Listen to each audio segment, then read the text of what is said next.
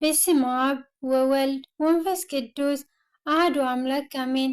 መጽሐፍ ኢያሱ ምዕራፍ 20 እግዚአብሔር ድማ ንኢያሱ ከምዚ ኢሉ ተዛረቦ። ንደቂ እስራኤል ከምዚ ኢልካ ተዛረቦም፣ እቲ ብዘይ ሓሳብ ከይፈለጠ ነፍሲ ዝቐተለ ቀታሊ ነብእን ክሃድም እሞ ካብ ፈዳይ ደም መዕቆቢ ክኾኖኦም እተን ብሙሴ ዝበልክኹም ከተማታት መዕቆቢ ንኣኻትኩም ፍለይወን። ንሱ ናብ ሓንቲ ካብዘን ከተማታት እዚአን ይሃድም። ኣብ ኣፍ ደገ እታ ከተማ ደው ኢሉ ከዓ እቲ ነገሩ ነቶም ዓበይቲ እታ ከተማ እቲኣ ክሰምዕዎ ይንገሮም። ኣብታ ከተማ ናባታቶም ይቀበልዎ፣ ንሳታቶም ዝነብረላ ቦታ ድማ ይሃብዎ። ነቲ ብጻዩ ቀደም ጽሊ ዘይነበሮ ከይፈለጠ ቀቲልዎ እዩ እሞ እቲ ፈዳይ ደም እንተሰጎጎ ነቲ ዝቐተለ ኣሕሊፎም ኣብ ኢዱ ኣይሃብዎ። ኣብ ቅድሚ ኣኼባ ንፍርዲ ክሳዕ ዝቐውም እቲ በተን መዓልትታት እቲአን ዘሎ ሊቀ ካህናት ክሳዕ ዝመውት ኣብታ ከተማ ይቀመጥ። ሽዑ እቲ ቀታሊ ተመሊሱ ናብ ከተማኡን ናብ ቤቱን ናብታ ካብኣ ዝሃደመላ ከተማን የእቶ። እምበኣርሲ ኣብ ገሊላ፣ ኣብ ከረን ንፍታሌም ቄዴስ፣ ኣብ ከረን ኤፍሬም ድማ ሴኬም፣ ኣብ ከረን ይሁዳ ከዓ ቂርያት ኣርባዓ ንሳ ድማ ኬብሮን ፈለዩ። ካብ ነገድ ሮቤል ከዓ ኣብ ስግር ዮርዳኖስ ኣብ ምብራቕ ኢያሪኮ እታ ኣብ በረኻ ኣብ ጎልጎል ዘላ ቤጸር፣ ካብ ነገድ ጋድ ድማ እታ ኣብ ጊልዓድ ዘላ ራሞት፣ ካብ ነገድ ምናሴ እውን እታ ኣብ ባሳን ዘላ ጎላን ፍለዩ። እተን ንኹሎም ደቂ እስራኤል ኣብ ማእኸሎም ንዝነብር ጓናን እቲ ብዘይ ሓሳብ ነፍሲ ዝቐተለ ዘበለ ኣብ ቅድሚ ኣኼባ ደው ክሳዕ ዝብል ብኢድ ፈዳይ ደም ከይመውትሲ ክሃድመለን እተበደባ ከተማታት እዚኣተን እየን። ምዕራፍ 21 እቶም ዋናታት ማይ ቤት ኣቦታት ሌዋውያን ድማ ናብ ካህን ኣልዓዛርን ናብ ኢያሱ ወዲ ነዌን ናብ ዋናታት ማይ ቤት ኣቦታት ነገዳት ደቂ እስራኤልን ቀሪቦም ንሕና ንነብረለን ከተማታት እቲ ከባቢአን ድማ ንማልና ዝኸውን ክህቡና እግዚአብሔር ብኢድ ሙሴ ኣዘዙ እዩ ኢሎም ኣብ ምድሪ ከነዓን ኣብ ሺሎ ተዛረብዎም። ሽዑ ደቂ እስራኤል ከምቲ ትእዛዝ እግዚአብሔር ካብ ርስቶም እዘን ከተማታት እዚአን መምስ ከባቢአን ንሌዋውያን ሃቡ። ንዓሌታት ቀሃታውያን ከዓ ዕጫ ወፅየሎም። ነቶም ካብ ሌዋውያን ዝነበሩ ደቂ ካህን ኣሮን ካብ ነገድ ይሁዳ፣ ካብ ነገድ ስምዖናውያን፣ ካብ ነገድ ብንያምን ብዕጫ 13 ከተማ በፂሖም። ነቶም ዝተረፉ ደቂ ከሃት ድማ ካብ ዓሌታት ነገድ ኤፍሬምን፣ ካብ ነገድ ዳንን፣ ካብ ፈረቓ ነገድ ምናሴን ብዕጫ 10 ከተማ በፂሖም። ንደቂ ጌርሾን ከዓ ካብ ዓሌታት ነገድ ይሳኮርን፣ ካብ ነገድ ኣሴርን፣ ካብ ነገድ ንፍታሌምን፣ ካብ ፈረቓ ነገድ ምናሴን ኣብ ባሳን ብዕጫ 13 ከተማ በፂሖም። ንደቂ መራሪ ከከም ዓሌቶም ካብ ነገድ ሮቤልን፣ ካብ ነገድ ጋድን፣ ካብ ነገድ ዛብሎንን 12 ከተማ በፂሖም። ደቂ እስራኤል ከዓ ከምቲ እግዚአብሔር ብኢድ ሙሴ ዝኣዘዞ እዘን ከተማታት እዚአን መምስ ከባቢአን ንሌዋውያን ብዕጫ ሃብዎም። ካብ ነገድ ደቂ ይሁዳ፣ ካብ ነገድ ደቂ ስምዖንን ድማ እዘን ብስመን እተሰየማ ከተማታት ሃቡ። ነቶም ካብ ደቂ ሌዊ ካብ ዓሌታት ሃቃውታውያን ዝነበሩ ደቂ ኣሮን ቀዳማይ ዕጫ ናቶም ነበረ እሞ ናታቶም ኮነ። ኣብ ከረን ይሁዳ ድማ ቂርያት ኣርባ፣ ኣቦና፣ ዓናቅ፣ ንሳ ከዓ ኬብሮን ምስቲ ኣብ ዙርያኣ ዘሎ ከባቢኣ ሃብዎም። ገርሁ እታ ከተማን ኣቑሻታን ግና ንካሌብ ወዲ የፋን ርስቲ ሃብዎ። ደቂ ካህን ኣሮን ከዓ እታ ከተማ መዕቆቢ ቀታሊ ኬብሮን ምስ ከባቢኣን፣ ሊብና ምስ ከባቢኣን ሃብዎም። ያቲር ምስ ከባቢኣን፣ ኤሽትምዓ ምስ ከባቢኣን፣ ሖሎን ምስ ከባቢኣን፣ ደቢር ምስ ከባቢኣን፣ ዓይን ምስ ከባቢኣን፣ ዮጣህ ምስ ከባቢኣን፣ ቤት ሸምሹ ድማ ምስ ከባቢኣን። ካብዞም ክልተ ነገድ እዚኦም 9 ከተማ። ካብ ነገድ ብንያም ድማ ገባኦን ምስ ከባቢኣን፣ ዔባግ ምስ ከባቢኣን፣ ዓናቶት ምስ ከባቢኣን፣ ዓልሞን ከዓ ምስ ከባቢኣን 4 ከተማ። ኩለን ከተማታት እቶም ካህናት ደቂ ኣሮን 13 ከተማታት መምስ ከባቢአን። ነቶም ዓሌታት ደቂ ቀሃት ሌዋውያን እቶም ዝተረፉ ደቂ ቀሃት ድማ ከተማታት ዕጮም ካብ ነገድ ኤፍሬም በፅሖም።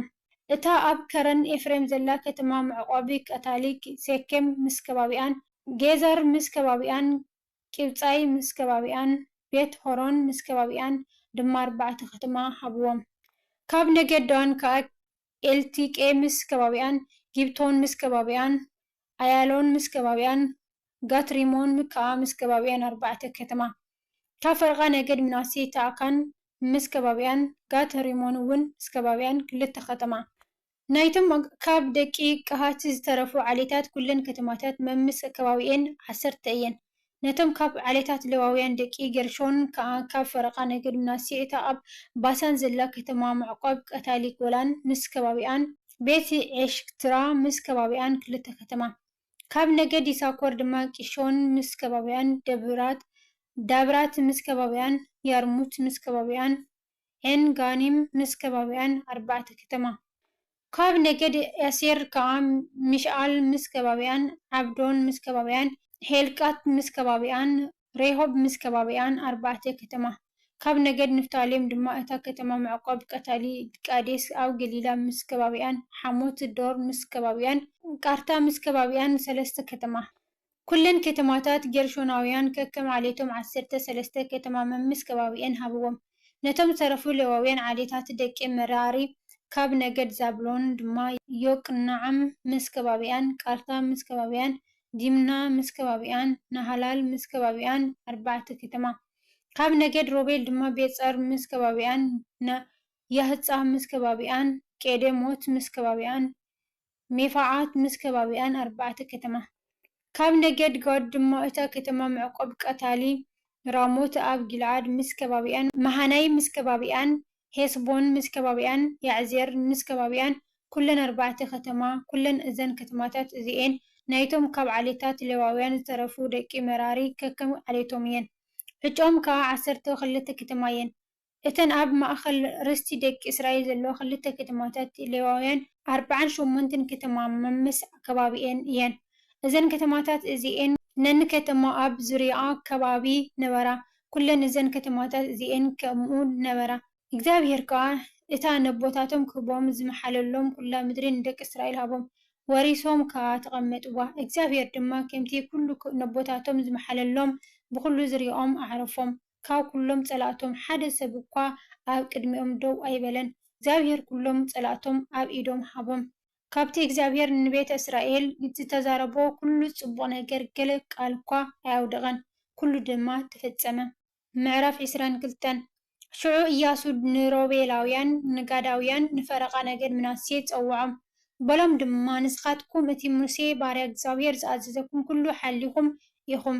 እቲ ዝኣዘዘኩም ኩሉ ቃለይ እውን ሰማዕኩም። ንስኻትኩም በዘን ብዙሓት መዓልትታት ክሳዕ እዛ መዓልቲ እዚኣ ንኣሕዋትኩም ኣይሓደኩምዎምን። እቲ ናይ እግዚአብሔር ኣምላኽኩም ናይ ትእዛዙ ነገር ደኣ ሓልኹም።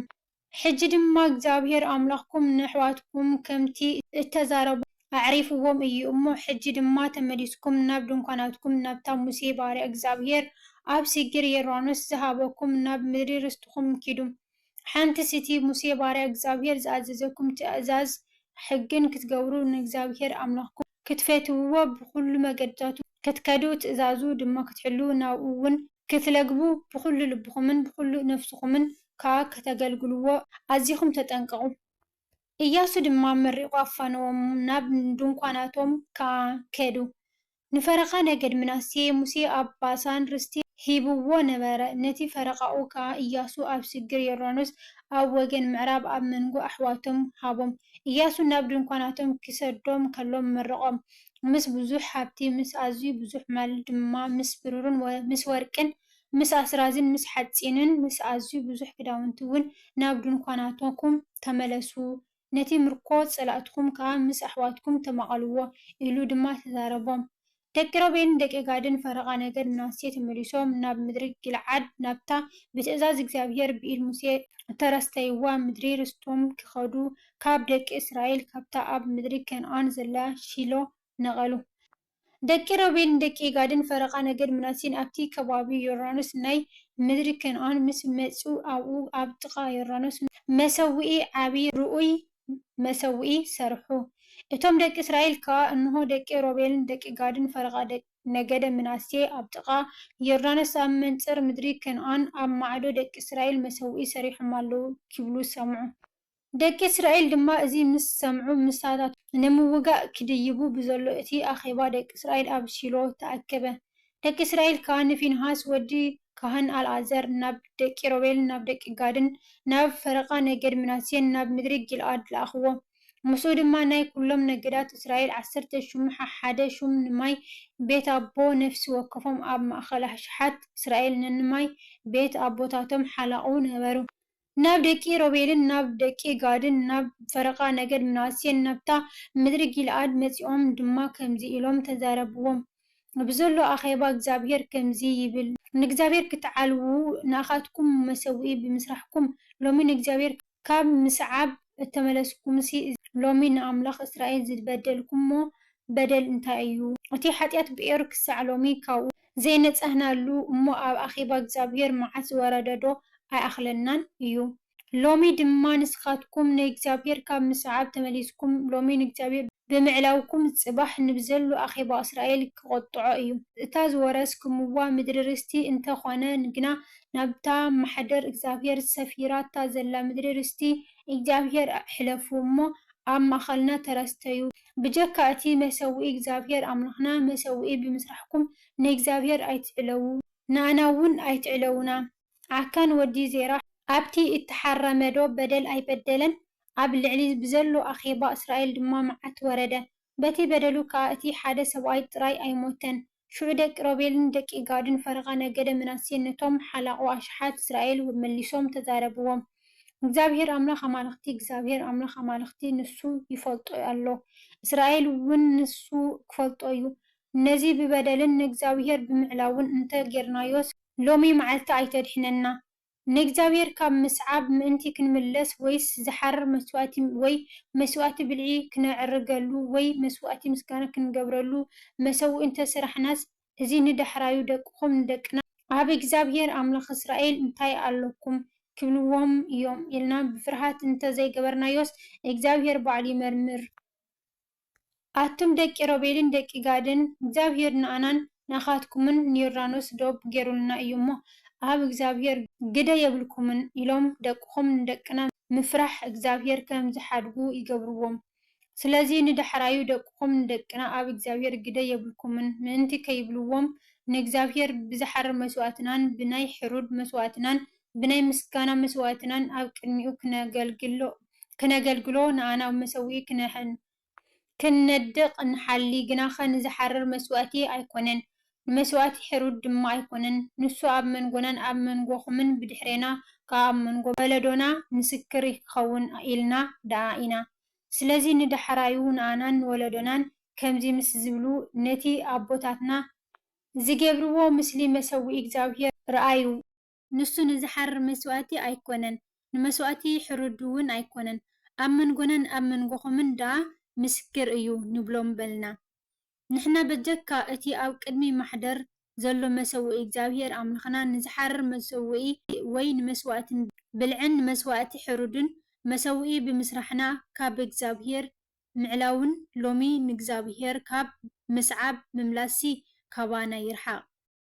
ሽዑ ካህን ፊንሃስ እቶም ምስኡ ዝነበሩ ሹማምንቲ ኣኼባን እቶም ሓላቑ ኣሽሓት እስራኤል እቲ ደቂ ሮቤልን ደቂ ጋድን ደቂ ምናሴን እተዛረብዎ ነገድ ምስ ሰምዑ ጽቡቕ ኮይኑ ተራእዮም። ፊንሃስ ወዲ ካህን ኣልዓዛር ድማ ንደቂ ሮቤልን ደቂ ጋድን ደቂ ምናሴን እዚ በደል እዚ ንእግዚአብሔር ኣይበልኩምዎን እሞ እግዚአብሔር ኣብ ማእኸልና ከም ዘሎ ሎሚ ፈለጥና። ሕጂ ደቂ እስራኤል ካብ ኢድ እግዚአብሔር ኣድሓንኩምዎም በሎም። ሽዑ ፊንሃስ ወዲ ካህን ኣልዓዛርን እቶም ሹማምንትን ካብ ደቂ ሮቤል ካብ ደቂ ጋድን ካብ ምድሪ ጊልዓድን ናብ ምድሪ ከነዓን ናብ ደቂ እስራኤል ተመልሱ። እቲ ነገሩ ድማ መለሰሎም። እቲ ነገሩ ከዓ ንደቂ እስራኤል ጽቡቕ ኮይኑ ተራእዮም እሞ ደቂ እስራኤል ንኣምላኽ ኣመስገንዎ። ድሕሪቲ ከዓ ነታ ደቂ ሮቤል ደቂ ጋድን ዝነብርዋ ምድሪ ከጥፍእዋ ክንዋጋእ ንደይቦም ኢሎም ኣይተዛረቡን። ደቂ ሮቤልን ደቂ ጋድን ድማ ነቲ መሰውኢ ዔድ ኢሎም ሰመይዎ። ከመይሲ ንሱ እግዚአብሔርስ ኣምላኽ ከም ዝኾነ ኣብ መንጎና ምስክር ይበሉ።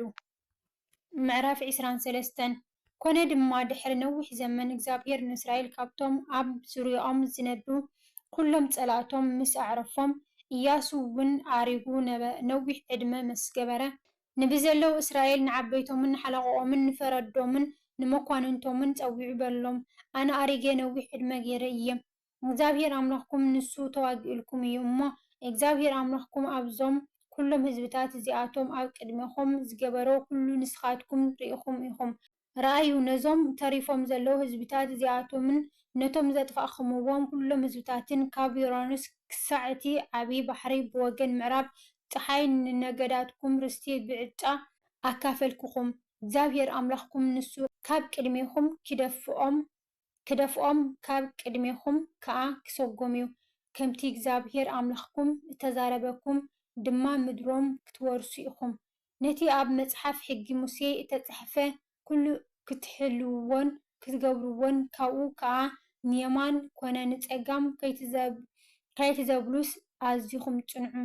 ናብዞም ዝተረፉ እሞ ምስኻትኩም ዘለዉ ህዝብታት እዚኣቶም ከይተኣትዉ ስም ኣማልኽቶም እውን ከይትዝክሩ ከይትምሕልሎምን ከይተገልግልዎምን ከይትሰግዱሎምን እውን ከምዚ ክሳዕ ሎሚ ዝገበርኩምዎ ደኣ ናብ እግዚኣብሔር ኣምላኽኩም ልገቡ። እግዚኣብሔር ድማ ንዓበይትን ሓያላትን ህዝብታት ካብ ቅድሜኹም ሰጉጉዎም እዩ እሞ ክሳዕ እዛ መዓልቲ እዚኣ ሓደ እኳ ኣብ ቅድሜኹም ደው ኣይበለን። እግዚኣብሔር ኣምላኽኩም ከምቲ እተዛረበኩም ንሱ እዩ ዝዋግኣልኩም እሞ ካባኻትኩም ሓደ ሰብኣይ ንሽሕ ክሰጎም እዩ።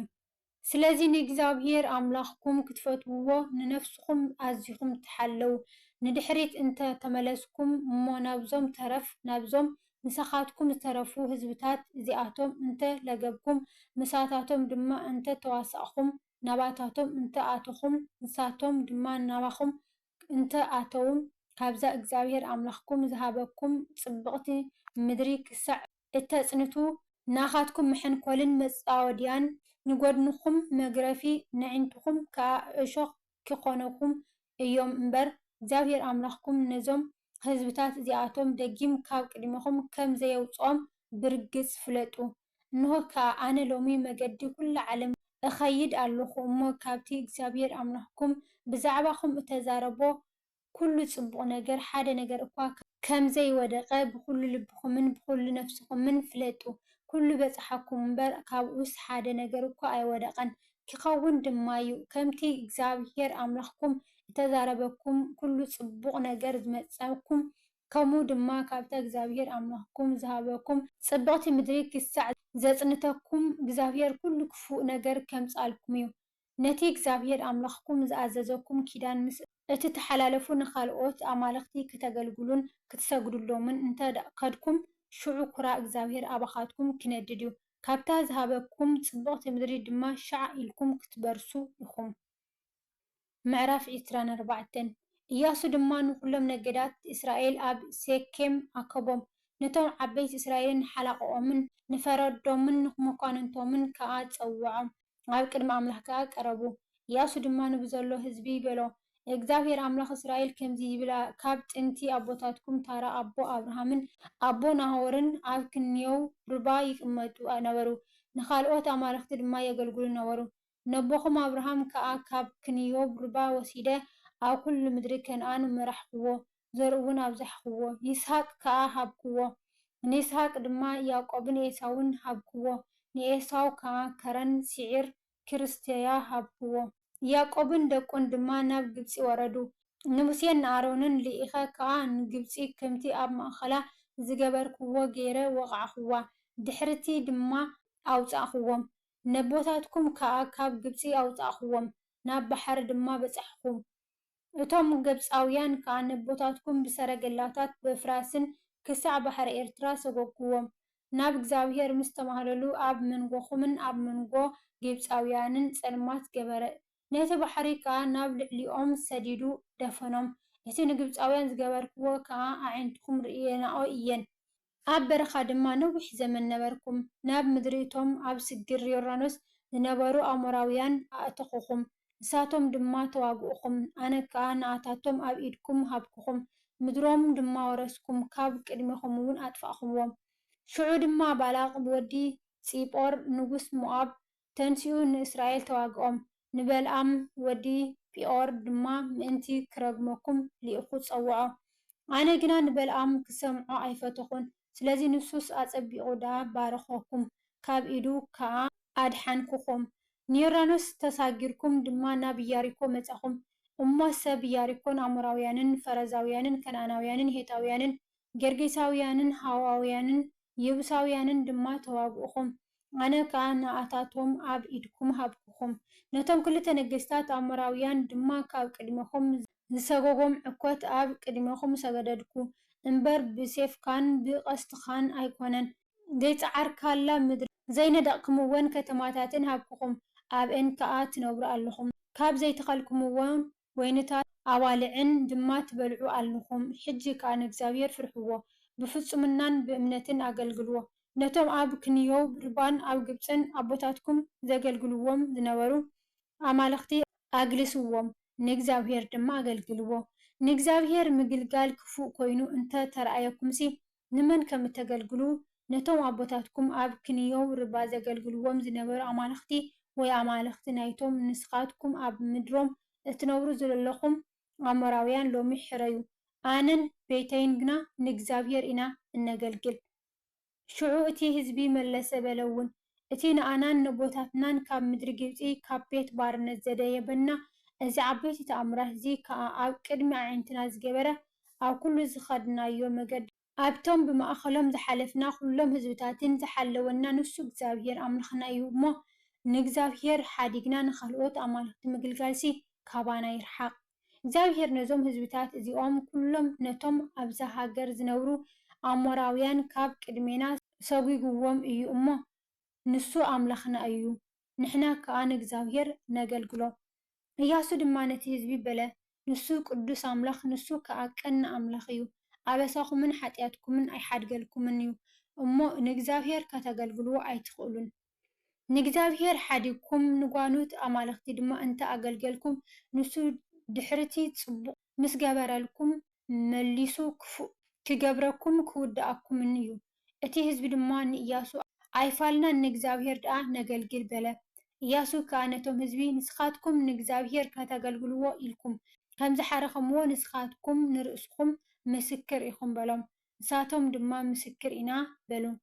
እምበኣር ሕጅስ ነቶም ኣብ ማእኸልኩም ዘለዉ ጓኖት ኣማልኽቲ ኣግልስዎም እሞ ልብኹም ናብ እግዚኣብሔር ኣምላኽ እስራኤል ኣቢልኩም ኣቕንዑ። እቶም ህዝቢ ድማ ንኢያሱ ንእግዚኣብሔር ኣምላኽና ነገልግል ቃሉ ከዓ ንሰምዕ በልዎ። ኢያሱ ድማ በታ መዓልቲ ምስቲ ህዝቢ ኪዳን ኣተወ፣ ሕግን ፍርድን ከዓ ኣብ ሴኬም ኣቐመሉ። ኢያሱ ድማ ነዚ ነገር እዚ ኩሉ ኣብ መጽሓፍ ሕጊ ኣምላኽ ጸሓፎ።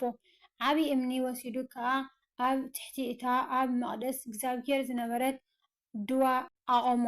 ኢያሱ ድማ ንኹሉ እቲ ህዝቢ እንሆ እዚ እምኒ እዚ ነቲ እግዚኣብሔር ተዛረበና ኩሉ ቃላት ሰሚዕዎ እዩ እሞ ኣባና ምስክር ክኸውን እዩ። ንስኻትኩም ንኣምላኽኩም ምእንቲ ከይትክሕዱስ ኣባኻትኩም ምስክር ክኸውን እዩ በሎ። ሽዑ ኢያሱ ነቲ ህዝቢ ንነፍሲ ወከፍ ነናብ ርስቱ ሰደዶ። ድሕሪ ነገር እዚ ከዓ ኮነ ኢያሱ ወዲ ነዌ ባርያ እግዚኣብሔር ወዲ 110 ዓመት ምስ ኮነ ሞተ። ኣብ ደብ ርስቱ ኣብ ከረን ኤፍሬም ኣብታ ኣብ ሰሜን ከረን ጋሽ ዘላ ቲምናት ሴራሕ ድማ ቀበርዎ። እስራኤል ከዓ ብኩሉ ዘመን ኢያሱን ብኩሉ ዘመን እቶም ብድሕሪ ኢያሱ ነዊሕ ዝጸንሑ እሞ እቲ እግዚኣብሔር ንእስራኤል ዝገበረሎም ኩሉ ግብሪ ዝፈለጡ ዓበይትን ንእግዚኣብሔር የገልግል ነበረ። እቲ ደቂ እስራኤል ካብ ግብፂ እተማልእዎ ዓጽሚ ዮሴፍ ድማ ኣብታ ያቆብ ካብ ደቂ ሓሞር ኣቦ ሴኬም ብሚእቲ ቀሲጣ ዝዓደጋ ግራት ኣብ ሴኬም ቀበርዎ። ደቂ ዮሴፍ ድማ ርስቲ ኮነቶም። ኣልዓዛር ወዲ ኣሮን ድማ ሞተ። ኣብታ ኣብ ከረን ኤፍሬም ዘላ ንወዱ ፊንሃስ ተዋሃበት ኣብ ጊብኣ ቀበርዎ። ስለ ቃላቱ ናይ ቃላቱ በዓል ቤት እግዚአብሔር አምላኽና ዝኸበረን ዝተመስገነን ይኹን።